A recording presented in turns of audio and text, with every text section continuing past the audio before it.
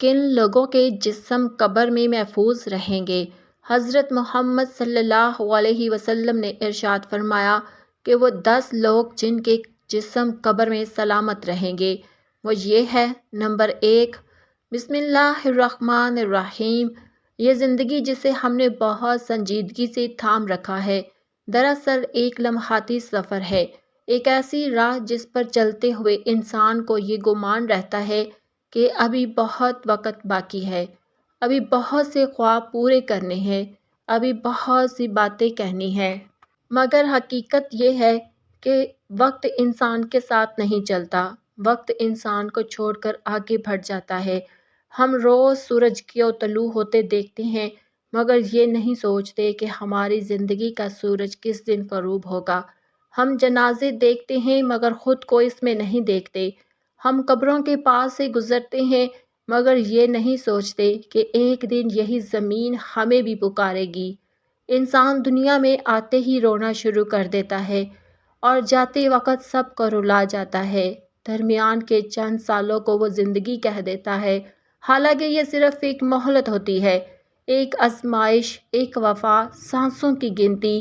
یہاں ہر چیز فانی ہے، رشتے بھی، چہرے بھی، آوازیں بھی۔ وہ ہاتھ جنہیں ہم نے مضبوط سمجھا تھا ایک دن ڈھیلے پڑ جاتے ہیں، وہ آنکھیں جو خوابوں سے بھری تھی ایک دن بند ہو جاتی ہیں، اور وہ دل جو دنیا کی محبت میں دھڑکتا تھا اچانک خاموش ہو جاتا ہے۔ یہی وہ لمحہ ہے جہاں انسان پہلی بار سچائی سے روبرو ہوتا ہے۔ جب موت آتی ہے تو نہ اجازت مانگتی ہے، نہ خبر دیتی ہے، بس آتی ہے اور لے جاتی ہے۔ قرآن کہتا ہے کہ ہر جان کو موت کا ذائقہ چکھنا ہے۔ ذائقہ یعنی ایسا احساس جس سے کوئی نہیں بچ سکتا۔ امیر ہو یا غریب، طاقتور ہو یا کمزور، سب ایک ہی ذائقہ چکھتے ہیں، مگر سب کا انجام ایک جیسا نہیں ہوتا۔ موت کے بعد ایک دروازہ کھلتا ہے جسے قبر کہتے ہیں۔ قبر جس کا نام سنتے ہی دل گھبرا جاتا ہے۔ یہ وہ جگہ ہے جہاں انسان بالکل اکیلا ہوتا ہے، نہ ماں ساتھ جاتی ہے، نہ باپ، نہ اولاد، نہ دوست۔ وہاں صرف انسان اور اس کے اعمال ہوتے ہیں۔ یہی وہ مقام ہے جہاں دنیا کی حقیقت کھلتی ہے، جہاں زندگی کا ہر لمحہ سوال بن کر سامنے آتا ہے۔ وہاں پہلی رات سب سے زیادہ سخت ہوتی ہے، وہ رات جس میں نہ دن ہوتا ہے، نہ روشنی، نہ آواز، نہ سہارا۔ وہ رات جس کے بارے میں کہا گیا ہے کہ اگر انسان اسے دیکھ لے تو دنیا کی محبت اس کے دل سے نکل جائے۔ قبر کسی کے لیے راحت بن جاتی ہے اور کسی کے لیے تنگی، کسی کے لیے سکون اور کسی کے لیے خوف۔ مگر یہ فیصلہ قبر میں نہیں ہوتا، یہ فیصلہ دنیا میں ہو چکا ہوتا ہے۔ ہم ابھی زندہ ہیں، سانس لے رہے ہیں، مگر حقیقت یہ ہے کہ ہم موت کی طرف چل رہے ہیں۔ ہر گزرتا لمحہ ہمیں اس کے قریب کر رہا ہے۔ اس رات کو اس لیے سب سے سخت کہا گیا ہے کہ یہاں نہ دن آنے کا انتظار ہوتا ہے اور نہ صبح کی کوئی امید۔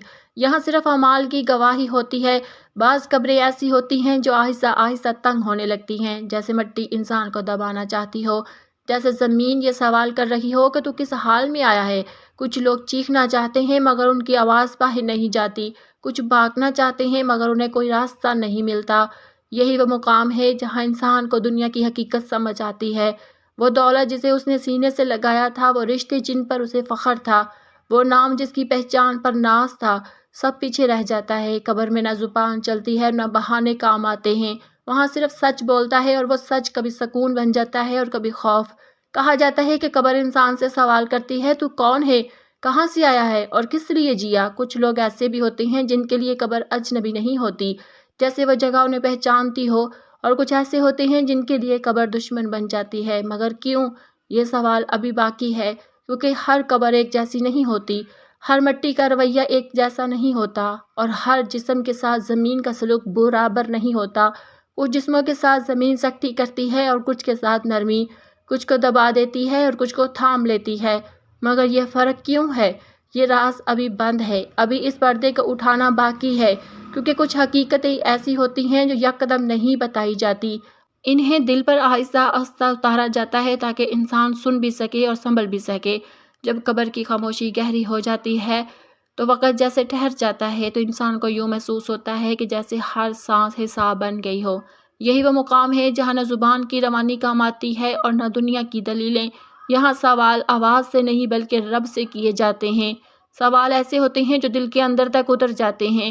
انسان چاہتا ہے کہ زبان ساتھ دے، مگر زبان وہی بولتی ہے جو دل نے سیکھا ہوتا ہے، جو زندگی میں مانا ہوتا ہے، جو یقین بنا ہوتا ہے۔ یہاں اعمال ایک شکل اختیار کر لیتے ہیں، نمازیں، آنسو، سجدے، ظلم، دھوکہ، تکبر۔ کوئی عمل روشنی بن جاتا ہے اور کوئی بوجھ، کوئی ساتھ دینے آتا ہے اور کوئی منہ موڑ لیتا ہے۔ قبر میں انسان پہلی بار یہ محسوس کرتا ہے کہ دنیا میں کیا کیا، کوئی لمحہ ضائع نہیں ہوا، ہر لفظ لکھا گیا، ہر نیت محفوظ رہی۔ وہ گناہ جو تنہائی میں کیے گئے تھے وہ بھی سامنے آ جاتے ہیں، وہ نیکیاں جو کسی نے نہیں دیکھی تھی وہ بھی بول اٹھتی ہیں۔ یہاں انسان کو اپنے باطن کی آواز سنائی دیتی ہے۔ کبھی وہ آواز تسلی دیتی ہے اور کبھی ملامت کرتی ہے۔ بعض لوگوں کے لیے قبر کا وقت سکون کا پیغام بن جاتا ہے، جیسے انہیں کہا جا رہا ہو گھبراؤ مت، تو اکیلا نہیں۔ اور بعض کے لیے یہی لمحہ خوف کی صورت اختیار کر لیتا ہے، جیسے ہر طرف سوال ہی سوال ہو، مگر ابھی بھی ایک بات واضح نہیں ہوتی۔ ابھی انسان پوری حقیقت نہیں جان پاتا، کیونکہ یہاں انجام کا دروازہ مکمل طور پر نہیں کھلتا۔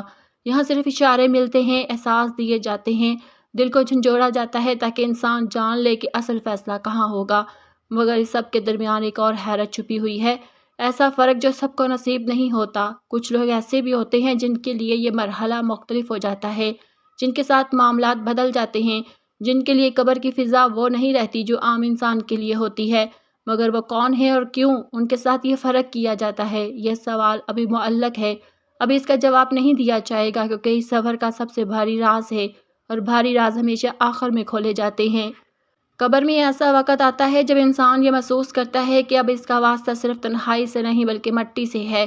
وہی مٹی جس پر وہ کبھی چلتا تھا، جسے وہ کبھی روندتا تھا، آج وہی مٹی اس کے اوپر ہے، نیچے ہے، ارد گرد ہے۔ انسان کا جسم جو دنیا میں مضبوط تھا، جوان تھا، متحرک تھا، اب خاموش پڑا ہے۔ نہ آنکھ جھپکتی ہے، نہ ہاتھ ہلتا ہے، اور یہی وہ لمحہ ہوتا ہے جب زمین اپنا کام شروع کرتی ہے۔ عام قانون یہی ہے کہ جسم آہستہ آہستہ مٹی میں بدلنے لگتا ہے۔ وقت گزرتا ہے، نشان مٹ جاتے ہیں، پہچان ختم ہو جاتی ہے، گویا انسان دنیا میں آیا ہی نہ تھا۔ مگر یہ قانون ہر ایک پر یکساں لاگو نہیں ہوتا۔ یہی وہ بات ہے جو چکا دیتی ہے، جو سورج میں ڈال دیتی ہے کہ کیا واقعی سب کے ساتھ ایک ہی سلوک ہوتا ہے؟ کیا ہر جسم مٹی کا حصہ بن جاتا ہے، یا کچھ جسم ایسے بھی ہوتے ہیں جن کے ساتھ زمین کا برتاؤ بدل جاتا ہے؟ تاریخ کے اوراق میں، اہل علم کی باتوں میں اور اہل ایمان کے تجربات میں ایسے اشارے ملتے ہیں کہ کچھ قبریں عام قبروں جیسی نہیں ہوتی، کچھ جسم وقت گزرنے کے باوجود محفوظ رہتے ہیں، کچھ کے ساتھ مٹی سختی نہیں کرتی، جیسے زمین کو حکم دیا گیا ہو کہ یہاں رک جا، یہاں تیرا وہ قانون لاگو نہیں جو دوسروں پر ہے۔ مگر یہ کوئی عام بات نہیں، نہ یہ سب کو حاصل ہے، نہ یہ دعویٰ ہر کسی کے لیے ہے۔ یہ فرق کسی نام، کسی خاندان یا کسی دنیاوی مقام کی وجہ سے نہیں ہوتا۔ یہ فرق وہاں سے آتا ہے جہاں نیتیں تولی جاتی ہیں، جہاں زندگی کے رخ کو دیکھا جاتا ہے، جہاں یہ پرکھا جاتا ہے کہ انسان کس کے لیے جیا تھا۔ مگر یہاں بھی مکمل جواب نہیں ملتا، بس چند نشانیاں ملتی ہیں، چند جھلکیاں، جیسے کسی بند دروازے کے نیچے سے روشنی کی ایک لکیر نظر آ جائے۔ انسان سمجھ جاتا ہے کہ پیچھے کچھ ہے، مگر ابھی دروازہ نہیں کھلا۔ یہی کیفیت یہاں ہے، ہم فرق کو محسوس تو کر رہے ہیں مگر اس کا نام نہیں جانتے۔ ہم انجام کا اندازہ تو لگا رہے ہیں مگر فیصلہ نہیں سن رہے، کیونکہ ابھی ایک مرحلہ باقی ہے، ابھی وہ بات کہنی باقی ہے جس سے سب کچھ جڑ جائے گا، اور وہ بات اتنی بھاری ہے کہ اسے کہنے سے پہلے دلوں کو تیار کرنا ضروری ہے۔ اسی لیے ابھی خاموشی بہتر ہے، ابھی سوال کو زندہ رہنے دو، کیونکہ جو سوال کے ساتھ سفر کرتا ہے وہ جواب ملنے پر بدل جاتا ہے۔ قبر کی خاموشی میں مٹی کے بوجھ تلے وقت کے گزرنے کے ساتھ ایک حقیقت واضح ہو جاتی ہے کہ زمین اندھی نہیں، مٹی بے خبر نہیں، یہ سب کچھ حکم کے تحت ہے، جسے اللہ چاہے وہی ہوتا ہے۔ یہی وجہ ہے کہ جہاں اکثر انسانوں کے جسم وقت کے ساتھ مٹی میں بدل جاتے ہیں، وہیں کچھ ایسے بھی ہوتے ہیں جن کے ساتھ زمین کا رویہ بدل جاتا ہے۔ اب وہ راز کھلتا ہے جسے ابتدا سے چھپایا گیا تھا۔ نبی کریم صلی اللہ علیہ وسلم نے واضح الفاظ میں فرمایا کہ اللہ تعالیٰ نے زمین پر حرام کر دیا کہ وہ انبیاء علیہ السلام کے جسموں کو کھائے، یعنی تمام انبیاء کرام علیہ السلام اپنی مبارک قبروں میں سلامت رہتے ہیں، نہ گلتے ہیں نہ مٹتے ہیں، اور نہ ہی ان پر مٹی کا عام قانون نافذ ہوتا ہے۔ یہ وہ خاص مقام ہے جو صرف انبیاء کو عطا کیا گیا ہے۔ اس کے بعد شہداء ہیں، جن کے بارے میں قرآن کہتا ہے کہ وہ مردہ نہیں بلکہ زندہ ہے، اور تاریخ میں ایسے واقعات ملتے ہیں کہ شہداء کے جسم برسوں بعد بھی تر و تازہ پائے گئے۔ یہ اللہ کا خاص فضل ہے، کوئی عمومی قاعدہ نہیں۔ پھر بعض نیک اور صالحہ بندوں کے بارے میں بھی آثار ملتے ہیں کہ اللہ ان کے جسموں کی حفاظت فرماتا ہے، مگر یہاں ایک بات بہت ضروری ہے، قطعی یقینی اور صحیح حدیث سے ثابت وعدہ صرف انبیاء علیہ السلام کے لیے ہے، باقی سب اللہ کی مشیت اور فضل کے تحت۔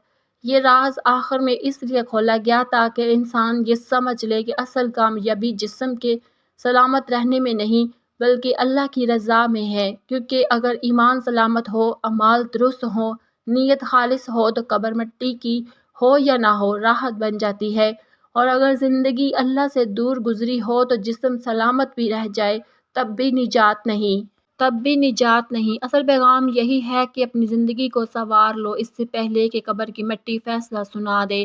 سانسوں کی گنتی پوری ہونے سے پہلے اپنے رب کی طرف لوٹ آؤ، کیونکہ قبر سوال نہیں دیکھتی، قبر حال دیکھتی ہے۔ انجام ابھی ہمارے ہاتھ میں ہے، وقت ابھی باقی ہے۔ ان لوگوں میں سب سے پہلے انبیاء علیہ السلام شامل ہے، جیسے حضرت محمد صلی اللہ علیہ وسلم، حضرت عیسیٰ علیہ السلام، حضرت یوسف علیہ السلام، حضرت موسیٰ علیہ السلام، حضرت ابراہیم علیہ السلام اور دیگر انبیاء، جن کے بارے میں صحیح احادیث میں آیا ہے کہ اللہ تعالیٰ نے زمین پر ان کے جسموں کو کھانا حرام کر دیا ہے۔ اس کا مطلب یہ ہے کہ ان کے اجزاء اپنی قبروں میں مکمل طور پر محفوظ رہتے ہیں، نہ گلتے ہیں نہ مٹتے ہیں۔ ان کے ساتھ اللہ کا خاص فضل اور عزت ہے۔ دوسرے درجے میں شہداء شامل ہیں۔ قرآن کریم میں واضح طور پر فرمایا گیا ہے کہ جو لوگ اللہ کی راہ میں اپنی جان قربان کرتے ہیں وہ مردہ نہیں بلکہ زندہ ہیں۔ ان کے جسم مٹی میں غائب نہیں ہوتے بلکہ خاص نشانی کے ساتھ محفوظ رکھے جاتے ہیں۔ بعض صحابہ کرام جیسے حضرت حمزہ اور حضرت جعفر طیار وغیرہ کی قبروں اور تاریخ میں ایسے آثار ملتے ہیں کہ ان کے جسم کئی برس بعد بھی محفوظ پائے گئے۔ پھر بعض اولیاء اور نیک بندے بھی شامل ہیں جو اللہ کی محبت اور تقویٰ کے ساتھ دنیا سے رخصت ہوئے۔ بعض قرآنی علماء اور صوفیاء کے بارے میں بھی ایسے آثار ملتے ہیں کہ ان کے جسم قبروں میں وقت گزرنے کے باوجود محفوظ رہے۔ یہ سب اللہ کے خاص فضل اور رحمت سے ہوتا ہے، اور اصل سبق یہی ہے کہ جسم کی حفاظت کا اختصار دنیاوی طاقت یا مقام پر نہیں بلکہ ایمان، اخلاص، نیک اعمال اور اللہ کی رضا پر ہے۔ یہی وہ لوگ ہوتے ہیں جن کے ساتھ زمین کا رویہ بدل جاتا ہے اور قبر میں ان کے جسم سلامت رہتے ہیں۔ یہ معلومات ہمیں یہ سبق دیتی ہے کہ زندگی میں تقویٰ، ایمان، نیک اعمال اور اللہ کی محبت کے بغیر قبر کا کوئی راز کسی صورت محفوظ نہیں رہ سکتا، اور یہ راز آخرت کے لیے ایک عظیم سبق ہے جو دلوں میں خوف اور امید دونوں پیدا کرتا ہے۔ ناظرین، آج ہم نے یہ جانا کہ موت ایک حقیقت ہے، قبر کا حال ایک حقیقت ہے، اور بعض لوگوں کے ساتھ اللہ کا خاص فضل ہوتا ہے کہ ان کے جسم قبروں میں محفوظ رہتے ہیں، مگر اصل سبق یہ ہے کہ قبر میں جسم کی حفاظت سے بڑھ کر ایمان، نیک اعمال، تقویٰ اور اللہ کی رضا کی حفاظت ضروری ہے۔ ہمیں چاہیے کہ ہم اپنی زندگی کے ہر لمحے میں اللہ کے خوف اور محبت کو یاد رکھیں، نیک اعمال کریں، گناہوں سے بچیں، اپنی زبان اور دل کو صاف رکھیں، کیونکہ یہی چیزیں ہماری قبر کو راحت اور سکون کا باغ بناتی ہیں، اور یہی چیزیں ہمیں نبی کریم صلی اللہ علیہ وسلم کی شفاعت تک پہنچا سکتی ہیں۔ اے اللہ، ہمیں زندگی میں ایمان کی مضبوطی عطا فرما، ہمیں دنیا کی فانی چیزوں میں مبتلا نہ ہونے دے، ہمیں ایمان پر موت نصیب فرما، ہماری قبروں کو جنت کے باغوں میں سے ایک باغ بنا دے، ہمارے مرحوم والدین اور ہم سب پر رحمت فرما، ہمارے اعمال کو قبول فرما اور ہمیں اپنے فضل اور رحمت سے نیک لوگوں میں شامل فرما، آمین یا رب العالمین۔ ناظرین، آج کا سبق یہی ہے کہ ہر سانس کو قدر کے ساتھ جیو، ہر لمحہ اللہ کی رضا میں گزارو اور قبر کے لیے تیار رہو، کیونکہ یہی وہ راز ہے جو زندگی میں عمل کرنے سے ہی سامنے آتا ہے۔ ناظرین، کمنٹ باکس میں اللہ تعالیٰ کے 99 ناموں میں سے کوئی ایک نام ضرور لکھیں۔